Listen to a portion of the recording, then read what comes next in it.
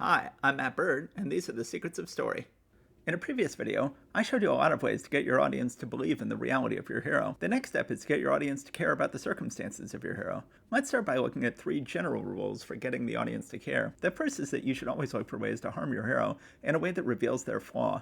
When we first meet Indiana Jones, he's got a problem. He wants to steal an idol, but it's sitting on a pressure plate. He's brought a bag of sand, and he thinks he can just switch them out. They weigh the same, so what's the difference? His plan seems to work, but somehow the temple can tell the difference and a series of humiliations follow. Indy's flaw will turn out to be his lack of faith in God, and we sense that flaw right away in his assumption that the temple will be fooled by the bag of sand. The second rule is that the opening harm should almost always be deserved but outsized. They deserve some sort of comeuppance, but what hits is so much bigger. Luke is being selfish, but does Uncle Owen need to put it this way?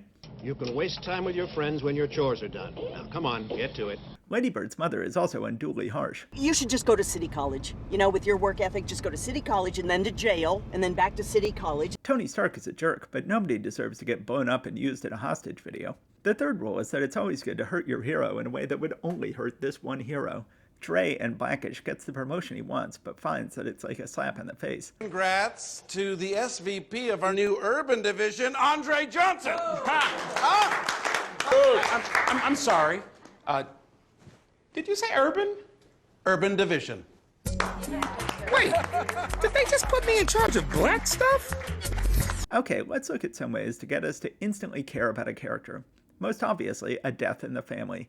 Batman's parents have been killed off a dozen times, but Batman Begins did it best, because it's the only version in which Bruce had reason to blame himself, which makes it so much more painful. It was my fault, Alfred. I made them leave the theater. If I hadn't gotten scared. It's always good to have a hero trapped in some way. The most obvious way is for the hero to get falsely arrested. Are you suggesting that I killed my wife? Are you saying that I crushed her skull and that I shot her? How dare you? Another horrible sort of trap is an abusive relationship. This can be physical abuse or psychological. Punches shock us, but a good gaslighting scene is even more insidious. Chris in Get Out suspects that everybody is out to get him, but his girlfriend just mocks the idea. So you think she did that because... Maybe she doesn't like the fact that I'm with you. Really? It's a thing.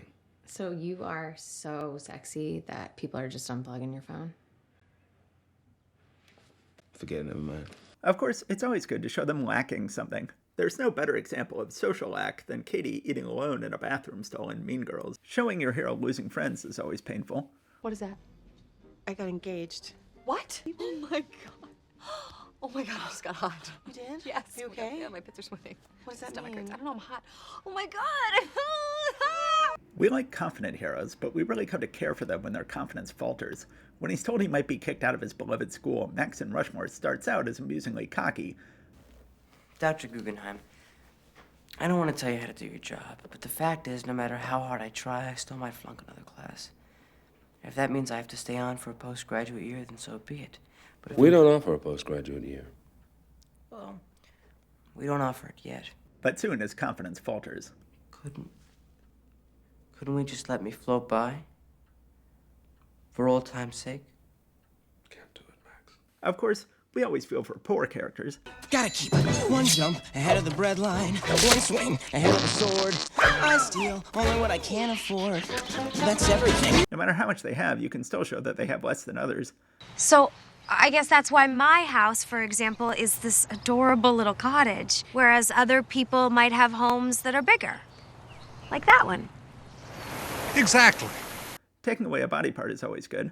In The Big Short, only Michael Burry can see what's going on in the economy. In the land of the blind, the one-eyed man is king. Of course, any kind of physical disadvantage wins our sympathy. Maybe they're sick or injured. Maybe they're depressed. Are you still seeing that shrink? I saw him on Monday. I spent most of the time helping him with his computer.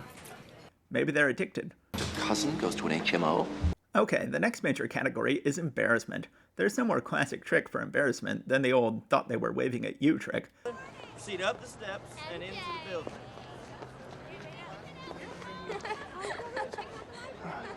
Of course, it's always good to make them admit their attraction accidentally. This is awkward. Not you're awkward, but just because I'm awkward. You're gorgeous. Wait, what? or see them get hit on uncomfortably. You know, we get a lot of detectives here, but I must say I can't ever remember one as attractive. Will you be in Baltimore overnight? Another big category is humiliation. This doesn't always have to be intentional humiliation. It can destroy a hero's world just as much to overhear something. Buddy's killing me. Now you got Lum Lum and Choo Choo pulling doubles. Quick thinking yesterday with that special talents thing. I feel bad for the guy. Just hope he doesn't get wise.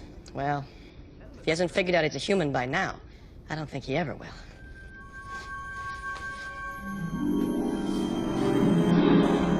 If he hasn't figured out he's a human by now, I don't think he ever will. Or to have nobody listen to you.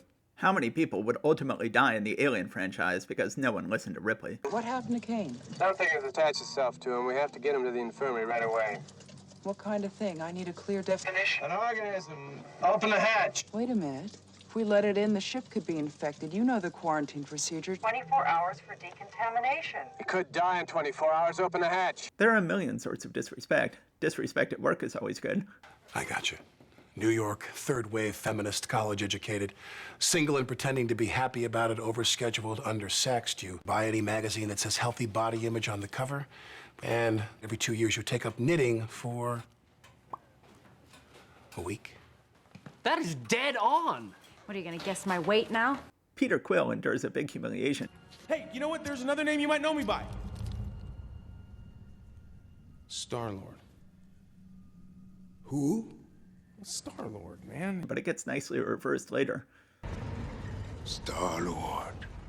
Finally. You can make their work tasks especially humiliating. Hey, Mr. White!